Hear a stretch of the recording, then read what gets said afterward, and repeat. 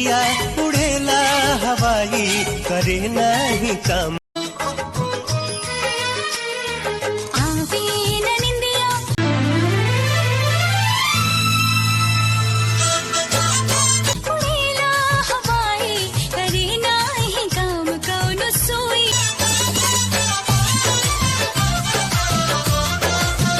Hello everyone, आज आप लोग देखने वाले हैं मेरे साथ में यहाँ पर अंजलि को, और आज आप लोग एंजॉय करेंगे अंजलि की ये प्यारी सी फेस एक्सप्रेशंस वाली वीडियो क्लिप।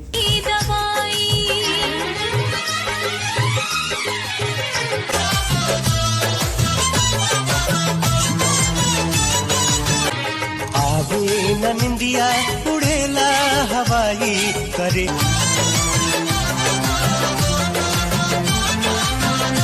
नहीं काम कौन सुई दवाई।